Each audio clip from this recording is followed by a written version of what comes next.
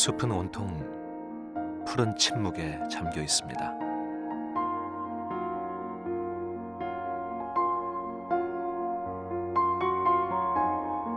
나무가 뿜어내는 맹렬한 정막.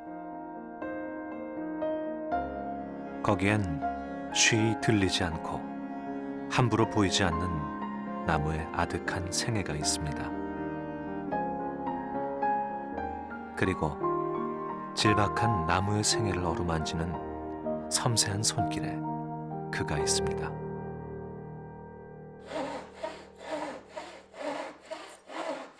소목장 박명배. 나무가 제 나이테 속에 묻어둔 이야기. 햇빛과 바람, 눈과 비, 고통과 기쁨을 온몸으로 읽어내며 그는 나무와 선연한 대화를 나눕니다. 온 마음으로 길고 긴 천년의 숨을 나눕니다.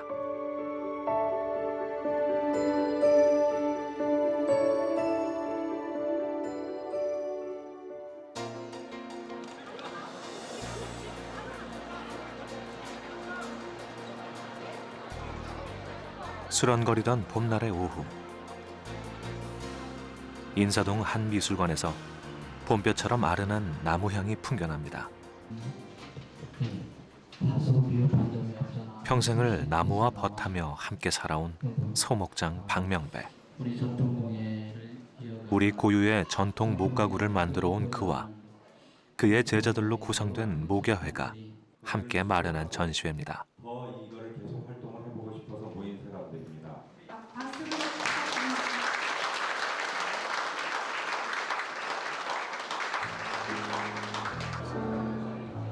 전통 목가구의 소박하고 단아한 아름다움을 알리기 위해 한 해, 두 해 작게 열었던 자리가 이제 6번째.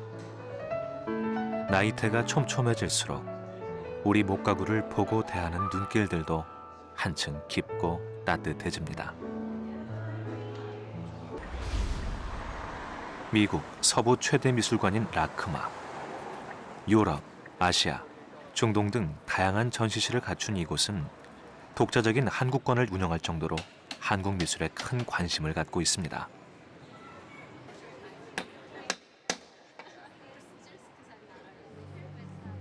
박명배 소목장은 지난 5월 라크마 미술관 측의 특별 초청을 받았습니다. 낯선 땅에서 펼쳐지는 한국의 전통 목가구 시연회. 이제껏 유례가 없던 귀한 자리입니다. 장인의 섬세한 손끝에 모여드는 관심과 호기심. 그는 사랑방 가구 중 단순미가 으뜸인 사방 탁자를 만들고 있습니다.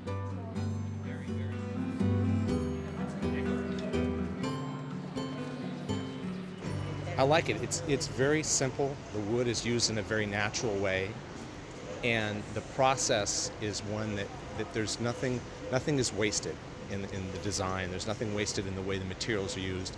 Nothing wasted in the way the artist works. If you watch him, he's working from one step to the next, and there's no waste in between. It's a very disciplined way of doing things. It's something that inspires me to. Well, first of all, it's simple. It seems to be strong, but it's also very beautiful, and the wood smells very good. It's a good wood. Yeah. 못을 전혀 쓰지 않는 짜맞춤 기법으로 훤칠한 사방 탁자가 완성되자 지켜보던 관객들 사이로 일순 감탄이 터져 나옵니다. 우리 전통 목가구가 이렇게 단순 간결하고 그냥 멋스러워요. 그래서 한마디로 잘라서 단아하다는 표현을 많이 쓰는데 아마 이런 가구들은 아마도 미국 사람들한테는 좀 새롭게 와 닿겠죠. 그래서 여기서 지금 단시간에 탁자 하나를 완성했습니다만 저 가구는 비교적 심플하면서 옛날 전통 가구이면서도 오늘 현대의 어떤 생활에도 현대의 어떤 시각에도 잘 어울리는 그러한 것이 우리 전통 가구가 아닌가. 그래서 관심을 갖는 게 아닌가 이런 생각을 가집니다. 충남 홍성이 고향인 그는 18배 나무와 첫 인연을 맺었습니다. 남다른 재주와 견실함으로 입문한 지 불과 10여 년 만에 소목으로 독립. 이후 40대의 젊은 나이에 동아공예대전과 대한민국 전승공예대전을 석권하며 모두가 인정하는 장인의 입지에 올랐습니다. 그리고 지난해 그는 중요 무형문화재 제55호 소목장이 됐습니다. 18 앳된 청춘이 성근 백발의 소목 명장이 될 때까지 긴 세월 동안 그는 한 번도 손에서 연장을 내려놓은 적이 없습니다. 나무가 매년 구비진 나이테의 제 삶을 기록하듯 그는 전통 목가구에 지난 삶을 오롯이 새겨 넣었습니다.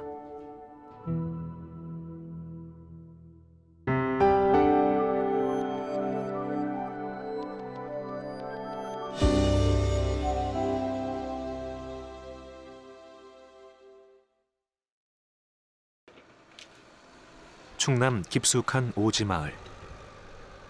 400여 년 동안 마을을 지켜온 느티나무가 고사했다는 기별이 왔습니다.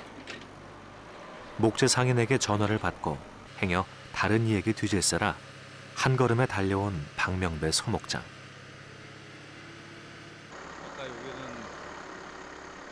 아무리 고사목이 귀하다 해도 서 있는 나무에 큰 돈을 대는 건 다들 무모하다 말합니다.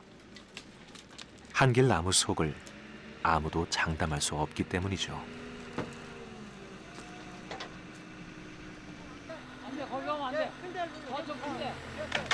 바람 한 켜에도 목재가 상할까 온 신경을 세우고 애지중지.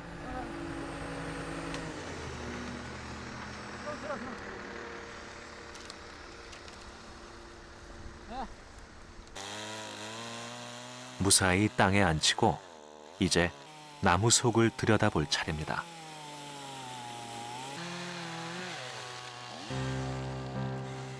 다행입니다. 나무는 아직 청춘입니다.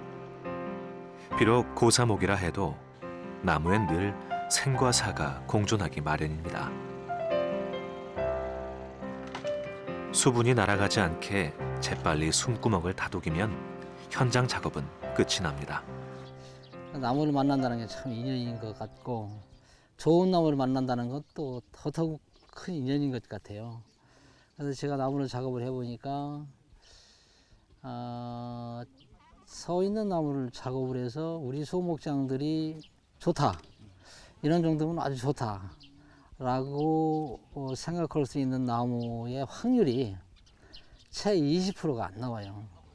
그래서 10그루이면 2그루가 채 안 나옵니다. 며칠 후 금산에서 김포 제재소까지 나무를 고이 업어왔습니다. 이제 쓰임에 맞게 나무를 재단하는데요. 벌써 소목장의 머릿속엔 완성된 목가구가 버젓이 들어앉아 있습니다. 나무를 처음 본 순간 이미 그려놓은 그림입니다. 이제 문제는 용목. 하늘이 내려준 최고의 무늬가 여기서 나타나주기만 하면 되는데요. 희비가 교차하는 순간 물결치듯 뒤틀린 나무의 얼굴이 드러납니다. 그가 기다리던 용목입니다.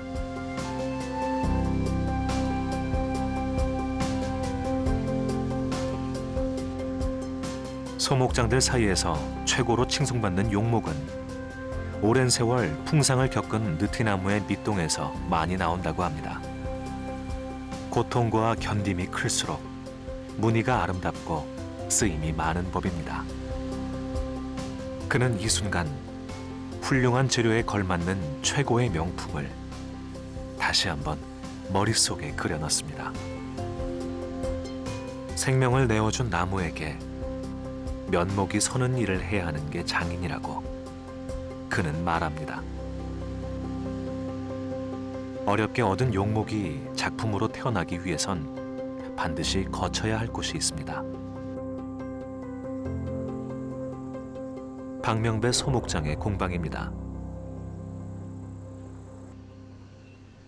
나무는 전부 이곳으로 옮겨져 숙성과 건조의 과정을 거치게 됩니다. 마치 너른 곳간에 곡식을 쟁여놓듯 정연하게 쌓아 올린 나무들. 박명배 소목장에겐 금지오겹, 전부 자식 같은 나무들입니다. 매일 나무의 상태를 꼼꼼히 살피고 안부를 묻는 게 그의 일상입니다. 이런 거 다 느티나무들이고, 이 나무가 지난번에 작업한 그 나무. 나무들은 여름엔 수분이 늘어 팽창하고 겨울엔 수분이 빠져나가 줄어드는데요. 야외에서 3년, 실내에서 4년의 건조 과정을 거치며 늘고 줄고를 반복해야 가구를 만들었을 때 나무가 휘거나 뒤틀리지 않습니다. 시간이 오를수록 무늬도 깊어지고 나무는 어엿한 목재로 다져집니다. 이렇게 나무결이 곧은 결이 아니고 이렇게 용이 이렇게 뒤틀리는 형상을 가지고 있는 나무를 일컬어 용목이라고 그러는데요. 무슨 나무가 가장 좋다라기보다는 아마도 용도가 좀 다르겠죠. 그래서 작고 잔잔한 무늬라고 그러면은 아무래도 여성 안방, 어떤 여성 취향에 맞는 그런 가구를 만드는데 적합할 것이고, 그다음에 크고 넓은 문이라고 그러면은 또 역시 큰 문짝이라든가 어떤 그런 큰 무늬가 필요로 하는 곳에 가구를 만들면 잘 어울리겠죠. 나무는 실로 변화무쌍합니다. 같은 나무라도 생장 조건에 따라 색과 강도, 무늬의 결이 다릅니다. 이런 나무의 이치를 이해하고 능히 다룰 줄 아는 이를 만났을 때 나무는 비로소 하나의 작품으로 탄생하게 됩니다.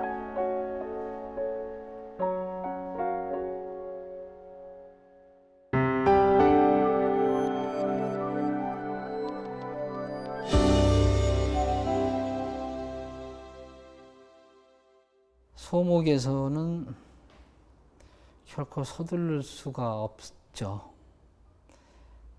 천천히라는 느림의 벽이라는 얘기가 참 적합할 것 같은데요. 나무가 가지고 있는 휘고자, 뒤틀리고자 하는 특성을 거슬리지 말고 이것에 순응해서 가구를 만들다 보니 자연스럽게 시간은 걸리겠죠. 그다음에 무엇을 만들겠다 하는 것도 또 여름엔 또 고온 다습하니 습도가 높으니 못하잖아요. 그럼 또 가을까지 또 기다리고 이렇게 기다리는 시간이 상당히 많은 것 같습니다. 나무를 공방에 들인 후 계절이 7바퀴를 훌쩍 넘는 동안에도 그는 늘 제자리에서 나무를 살폈습니다. 그리고 7년째 가을이 되자 그는 먹줄을 잡았습니다.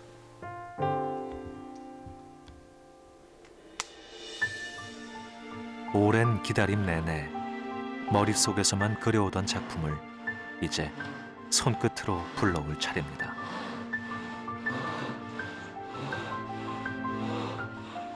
엄선된 나무 못지않게 박명배 소목장이 중요하게 여기는 것은 손에 익은 도구들.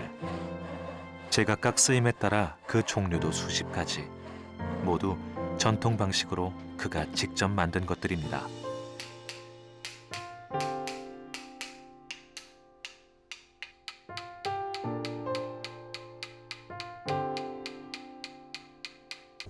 수년 동안 숙성과 건조 과정을 거친 나무는 야무지면서도 보드랍고 색은 그윽하고 무늬는 깊어졌습니다. 마치 사계절의 햇빛과 바람에 폭 절여진 것만 같습니다. 나무를 베서 그냥 말려서 가구를 만든다. 그냥 말린다는 차원은 목재 속에 함유하고 있는 수분을 증발시키면은 뭐 자연이 됐든 인공이 됐든 증발시키면은 그게 건조목이라고 그러거든요. 근데 그건 그런 건조목이 서서히 수십 년을 두고 또는 수년을 두고 실내, 실외의 어떤 과정을 거쳐서 만든, 즉 팔면대장경 같이 바다에 몇 년, 어디에 몇 년 이런 과정을 거쳐서 만든 것하고 그런 과정이 생략돼서 만든 공예품에는 분명히 차이가 있을 거라고 봅니다. 인위적인 방법을 쓰지 않고 자연의 순리 그대로를 목가구에 담아내려는 박명배 소목장. 하지만 꼭 한 가지, 나뭇결을 살리는 일만큼은 예외입니다. 불에 달궈진 인두로 오동나무를 지지는 낙동. 고도의 기술과 숙련을 요하는 까다로운 작업입니다. 이 기법은 옛 선비들의 고든 품성과 어울려 예부터 사랑방 가구에 많이 쓰였습니다. 나무와 불, 결코 어울릴 수 없는 상극을 다스려 나뭇결 위에 비벼내는 그의 낙동 실력은 가히 최고로 꼽힙니다. 봄과 여름에 자란 부분은 조직이 물러서 쉽게 타고, 가을 겨울에 촘촘히 자란 부분은 잘 타지 않는데요. 인두질을 마친 후 볏짚으로 채를 살살 털어내면 많이 탄 부분과 적게 탄 부분이 구별되며 입체적인 나뭇결로 살아납니다.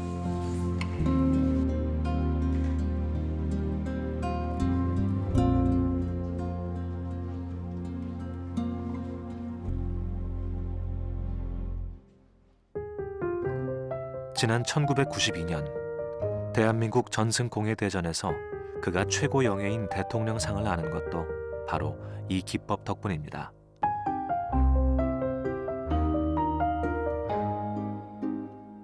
저만치 하늘 위에서 산을 내려다본 것처럼 눈앞에서 굽이진 산맥이 출렁입니다.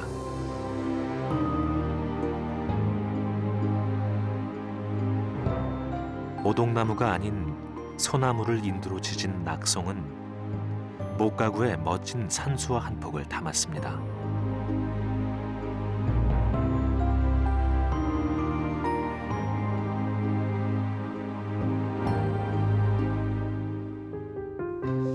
이게 전승공예대전의 어떤 목적과 취지가 옛 것을 재현을 한다거나 이제 복원을 한다거나 이런 쪽에 비중을 많이 두고 그런 쪽으로만 찾았어요. 옛날부터 전해내려오는 기법, 낙동 기법을 적용한, 그리고 현대 생활에도 실생활에 적용할 수 있는 여러 가지 자료 조사라든가 이런 것들을 하는 과정에서 목가구에 담겨져 있는 어떤 미적인 것들을 나름대로 옛날에는 보이지 않은 것들이 좀 보이더라고요. 완벽함이란 더할 것이 없는 게 아니라 더 이상 뺄 것이 없는 상태라 했던가요?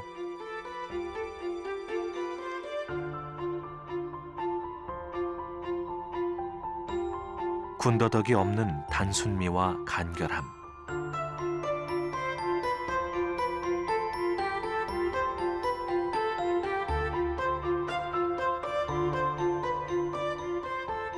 그 안에 흐르는 호방한 격조에선 조선시대 선비들의 절개와 지조가 느껴집니다.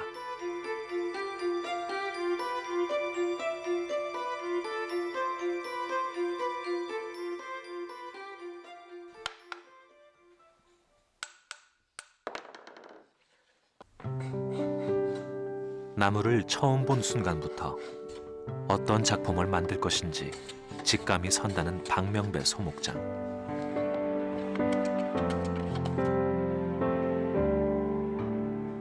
나무가 목재로 거듭나기 위해 거치는 7년여의 시간 동안 그는 매일 나무를 수도 없이 바라보며 생각 속에서 대패와 끌, 망치를 또 수도 없이 들었다 놓았습니다.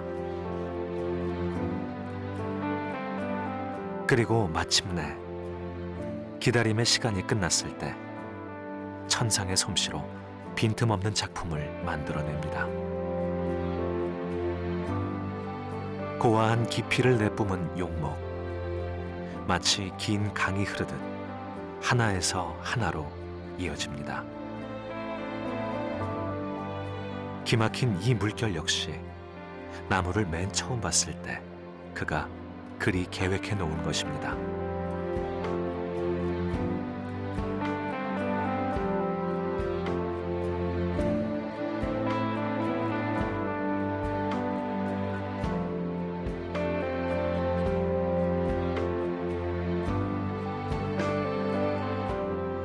결코 소란스럽지 않은 선과 면의 비례, 오종종이 박힌 나무의 물방울 무늬는 그 비례 안에서도 정확히 대칭을 이루고 있습니다.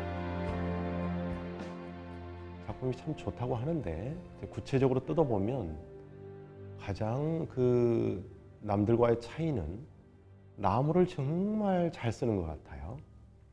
그러니까 어디에 어떤 나무가 어떤 결로 쓰여야 되는지를 거의 그 반사적으로 이제 감각적으로 그것을 판단하는 능력, 이것 또한 이제 안목과 결부된 이제 판단력인데요. 그 부분에서는 뭐 타의 추종을 불허하죠. 그러니까 전통이라고 그래서 선생님한테 배운 거를 끝까지 그 형태로만 고수한다면 한 발짝도 진전이 없겠죠. 근데 박명수 선생님은 전통도 완벽하게 소화하고 또 그 기반 위에서 이제 현대적으로 그 사람들이 접할 수 있게 합리적인 어떤 제작의 프로세스를 또 창안해내는 이런 지혜를 또 발휘하는 것도 그분의 장점이라고 할 수 있습니다.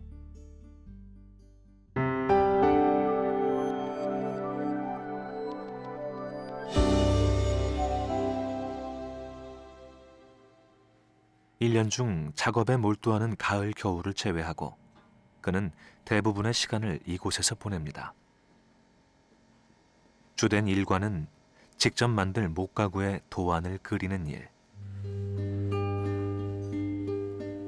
처음엔 4분의 1 축적의 전체 개요도를 그리고 다음으론 모는 종이에 1mm까지 세세하게 1:1 실측 도면을 그립니다. 치밀한 습관. 이는 스승인 최순우 전 국립박물관장에게서 온 것입니다. 젊은 시절 우연히 맺은 사제의 인연. 스승은 늘 전통 가구의 아름다움은 비례에서 온다고 강조했습니다. 그 고아한 가르침의 눈으로 그는 매일 도면을 보고 또 봅니다. 우리 목가구가 어떤 선의 미학이다. 이런 선들 다 선으로 보이거든요. 도면에서는 그렇게 안 보입니다만 실제 만들어 놓고 보면은 다 선으로 나타난단 말이죠. 큰 면이 있는데 면을 다 나눠서 분할을 해서 선으로 표현하는 방식이다 보니까 이런 1mm의 선이 결코 무시해서는 안 된다고 생각해요. 그래서 매우 중요하다. 가구를 하나를 만들더라도 꼭 이렇게 아무리 큰 가구라도 이렇게 1:1로 그려서 이렇게 세워놓고 이렇게 봅니다. 그가 직접 그린 또 다른 도면을 들고 장석을 만들어줄 두석장의 공방을 찾았습니다. 이게 지금 이게 1.2이면 하나를 갖다 해는데 면도를 해는데 이게 다음은 안 된다는 얘기야. 얘를요. 목가구에 쓰일 장석까지 직접 디자인하는 박명배 소목장. 모양에서부터 치수와 재질, 전체적인 분위기까지 꼼꼼히 주문합니다. 두석장 박문열 씨와의 인연은 30여 년. 장인의 고집으로 묶인 세월입니다. 표시되어 있습니다. 1개, 8개, 뭐 32개. 이걸 대강 스케치를 해가지고 이런 장석을 만들어 달라 하면은 못 만들어요. 그럼 왜냐? 내 임의적으로 만들었다가는 아니란 얘기지. 그러니까 박 선생님 같은 경우에는 1대1 0점 몇 미리까지 정확성.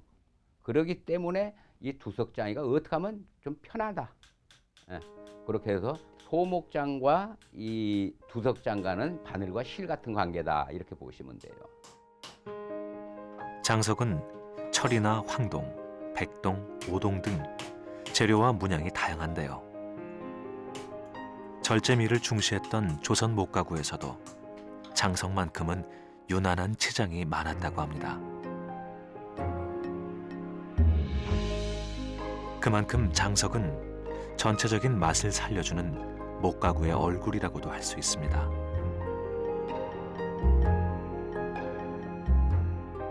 박명배 소목장은 주로 황동과 오동을 사용해 은은한 나뭇결에 깊고 따뜻한 느낌을 얹어줍니다.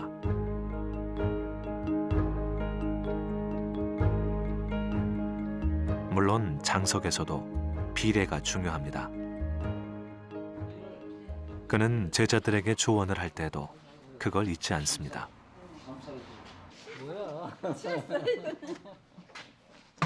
너무 나가지고요.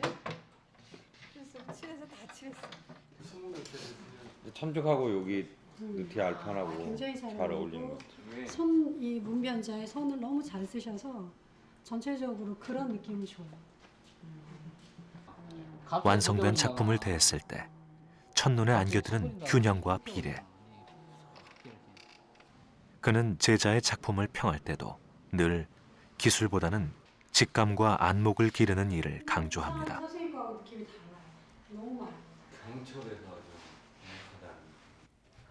그 뭐라고 그러냐. 이목구비라고 그러네. 이목구비. 눈이 있어야 눈이 이렇게 너무 거리가 멀면은 또는 너무 가까우면은 안 맞잖아. 흰색, 노란색, 흰색, 노란색, 흰색이 들어가다 보니까 여기서 무지개같이 사람의 어떤 시선을 이렇게 나눠 놔버렸어. 그래서 나눠놓은 데다 다시 이 장석도 또 나눠졌어. 전체적으로 봐서 자꾸 나눴다는 느낌만 들고 이렇게 뭔가 이렇게 모아서 안정감이 이렇게 짜임새가 있다기보다는 뭔가 많이 이렇게 나눠지고 분산되고 이런 이번 품평에서도 느낌이 들어. 가구의 그래서 비례에 대한 조언이 빠지지 좋은 않았습니다. 가지고 써야 되는데 그게 조금 아쉽다는 거지. 완벽한 비례를 위해선 한치의 오차도 없는 정교한 작업이 이루어져야 합니다.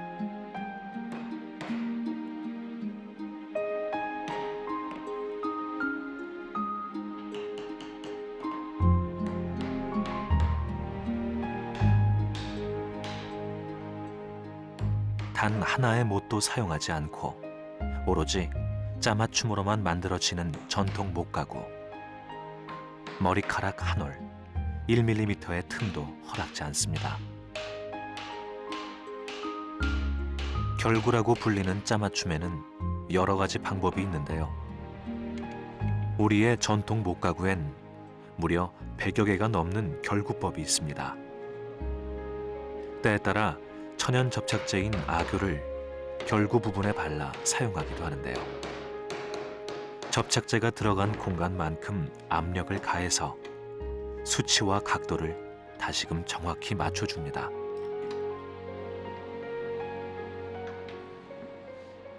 이렇게 치밀한 짜임과 이음을 반복한 목가구는 온도나 습도가 변해도 마치 하나의 생명체처럼 함께 늘고 함께 줄어 뒤틀림이 없습니다. 그것이 못을 쓰는 서양 가구와 구별되는 우리 목가구만의 특징입니다. 정교함이 생명인 전통 목가구. 시간이 오래 흘러도 한치의 뒤틀림이나 갈라짐이 없어 대를 물려 쓸 수 있습니다.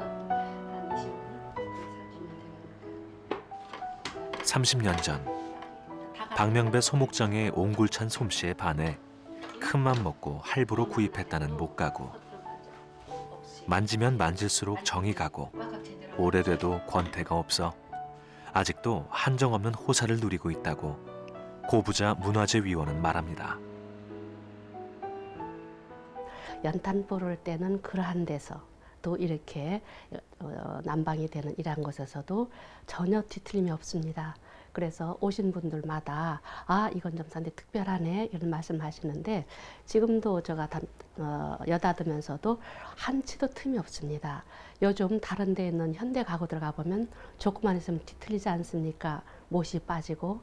그런데 정말 선생님 작품은 어디 하나 흠 잡을 데가 없습니다. 집안 식구들도 저 혹시나 하고 우리 애기들도 물려받고 싶어 합니다만은 이것은 연대를 파악할 수 있는 좋은 자료라고 생각하고 항상 잘 간직하고 있습니다. 오늘날의 현대 가구를 바라보면서 누가 오늘날 이 시대에 가구가 있었다고 얘기할 수 있을까? 매우 회의적이죠. 여기에 우리는 대물림 가구를 만들어서 정말 그 호흡이 긴 우리 문화의 어떤 원형이 계속해서 그 실존하는 삶의 중심에서 호흡할 수 있도록 하는 노력이 참 필요한데요. 그런 노력의 일환이 바로 이런 것이다 라고 생각합니다. 그래서 의미가 각별하다고 생각하는 것이죠.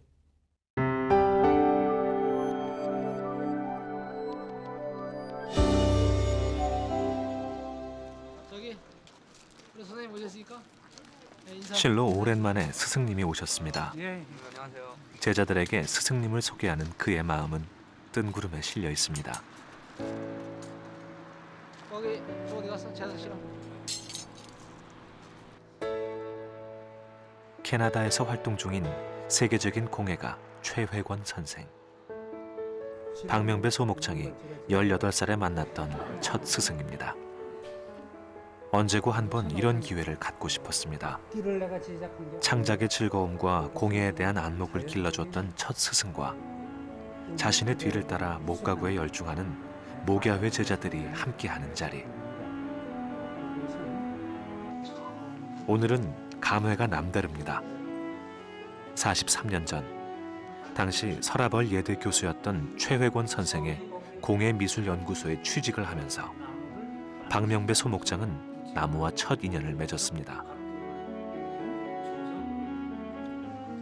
가장 막내로 웬만한 목공 잡일은 다 도맡았지만 생각해보면 그 시절 보고 익혔던 감각들이 지금의 자리를 든든히 다져준 토양이었습니다.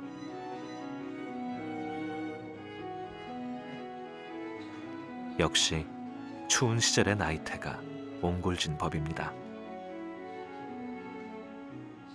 제가 박소목장을 한테 전통 공예를 하라고 하지는 않았고 그걸 가르쳐 본 적도 없습니다. 그러나 공예, 그러니까 크리에이터 하는 사람들의 그 자세는 아마 배웠을런지 모르겠어요.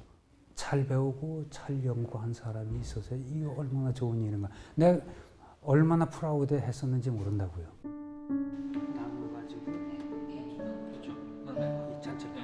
박 소목장의 작품을 보며 의견을 나누는 두 사람.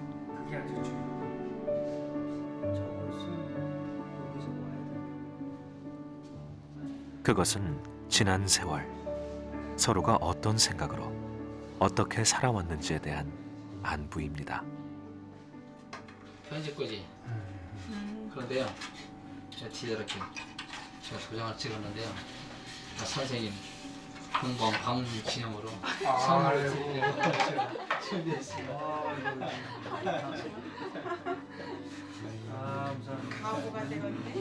상서로운 인연의 끈을 오래 이어가고픈 제자의 마음입니다. 나무와의 첫 인연이 스승이었다면 마지막 인연은 제자였으면 하는 게 그의 바람입니다.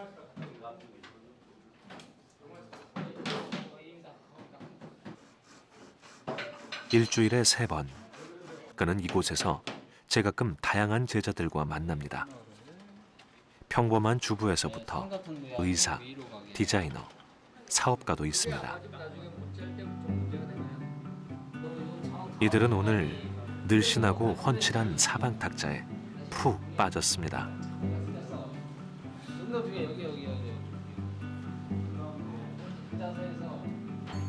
처음엔 2명으로 시작했던 소목 수업. 이제는 몇 년을 기다려야만 수강할 수 있다고 합니다.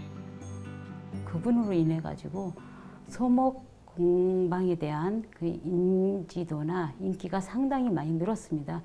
그분이 여기서 배출한 수강생들을 대상으로 목요회라는 것까지 이끌면서 그분들이 1년에 한 번 전시를 해서 일반인들한테 우리 이렇게 목가구가 나도 직접 만들 수 있다는 것을 인식을 시켜주셨고 공예학교에 가장 어떤 큰 기여를 하시는 분이라고 저는 생각을 합니다. 매년 여름 중요 무형문화재로 지정된 우리나라 전통 장인들의 기능과 정신이 한데 모이는 자리가 열립니다. 중요 무형문화재 제55호 소목장 박명배. 그도 현장에 대패와 나무, 톱과 괴틀을 걸고 시연에 나섰습니다. 처음 듣는 옛날 톱질 소리에 아이들이 먼저 귀를 쫑긋 세웠습니다.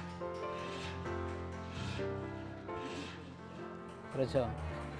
슬금슬금 톱질하세. 네. 힘이 들어가니까. 한 중년의 신사는 오랜만에 보는 옛날 톱을 반가움에 덥석 잡았습니다. 잘하시네요. 네. 됐습니다.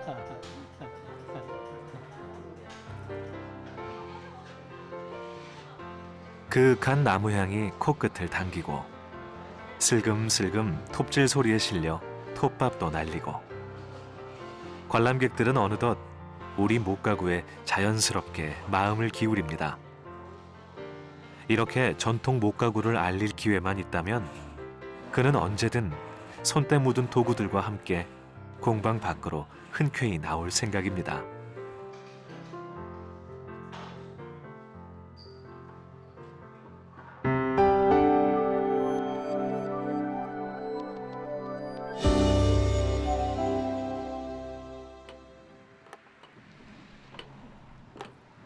햇빛이 쪼개지고 바람은 날을 세웠습니다. 하필 이런 날 스승은 제자들을 불러 모았습니다. 그의 공방엔 현재 7명의 전수 교육생이 있습니다. 전통 방식으로 끌 만들기. 박명배 소목장이 가장 중요하게 생각하는 수업입니다.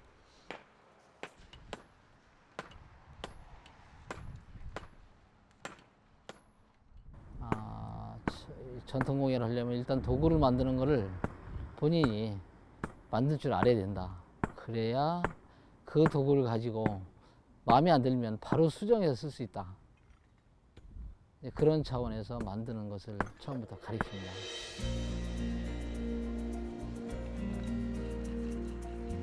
손에 익은 도구가 없다면 제대로 된 작품도 나올 수 없다고 말하는 박명배 소목장. 오늘 수없는 담금질을 반복하며 호되게 배운 것들이 제자들의 몸속에 감각과 안목으로 녹아들길 그는 바라고 있습니다. 테스트를 해봤는데 결과적으로 강한 건 있어도 물른 건 없단 말이지. 그러면 기름으로 일단은 열 처리를 했을 적에 나무를 깎기에 적합한 정도로 열 처리가 고루 들어가 있는 거지. 일단 오늘 성공했습니다. 오늘 박수 치고 끝내시다. 가르친다는 것은 배운다는 것과 다름 아님을 그는 알고 있습니다.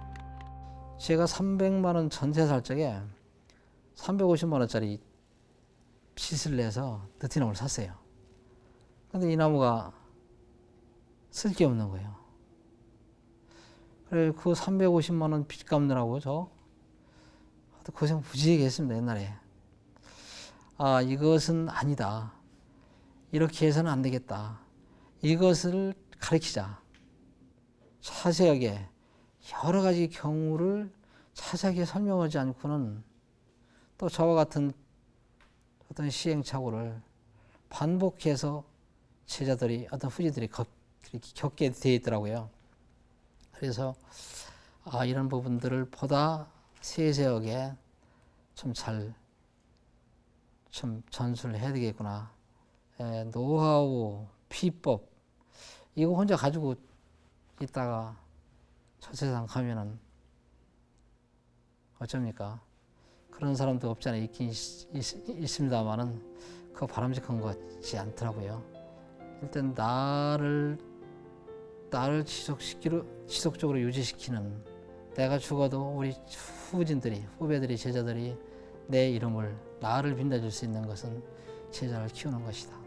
내가 가지고 있는 것, 내가 부족한 것을 더 공부를 해서라도 가르쳐야 되겠구나, 키워야 되겠구나. 이런 자세가 저한테는 저도 해야 할 의무고 사명이라고 그렇게 생각합니다. 그 박명배 선생님의 어떤 전수 또는 전승 활동에 대한 평가 또한 어느 그 분야 못지않게, 어느 영역 못지않게 그분의 두드러진 이제 장점이고 또 업적이라고 생각합니다. 사실은 전통이라고 하는 것은 그 온실 속에 가두어서 박물관에 집어넣기 위해서 무형문화재를 지정하고 하는 게 아니지 않습니까? 이 땅의 현재의 문화와 미래 문화에서 그것이 튼실하게 줄기를 키우고 또 꽃을 피워내는, 이것이 궁극적으로 전통문화를 담당하는 사람들의 목표가 되어야 될 것이고 또 마땅한 직무라고 생각합니다.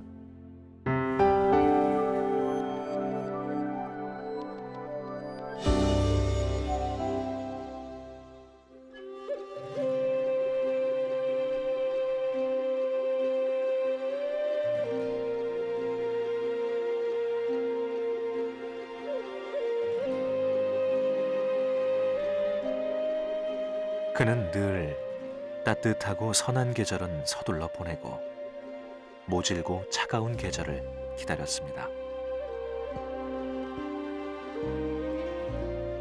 그래야 습기가 바짝 마른 단단해진 나무들로 그렇게 오래도록 기다려왔던 전통 목가구를 만들 수 있기 때문입니다.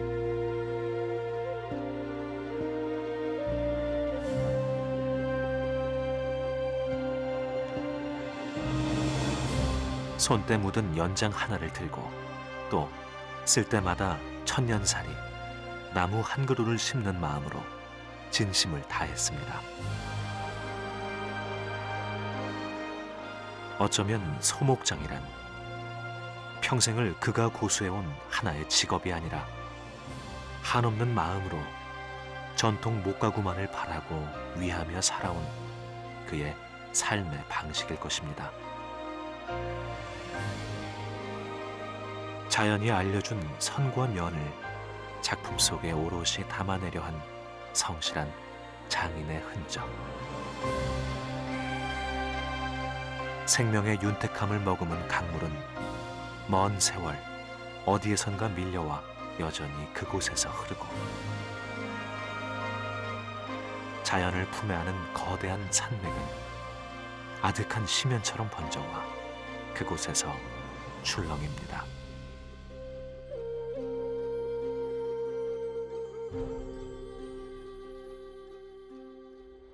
나무는 저의 자체라고 그럴까요? 아니면 길이라고 그럴까요? 그러니 같이 가면서 항상 대화해야 되겠죠. 대화하면서 나무가 내게 무슨 말을 어떻게 하는지 나무가 들려주는 대로 그대로 따라서 나무와 같이 살면서 같이 호흡하면서 인생 살아야 될 것 같습니다. 소목장 박명배. 아무도 들을 수 없고 아무나 만질 수 없는 나무의 숨결을 그는 매일 다독이며 긴 세월을 약속합니다. 쉼없이 강물이 흐르고 산맥이 출렁이는 그곳을 그는 알고 있습니다.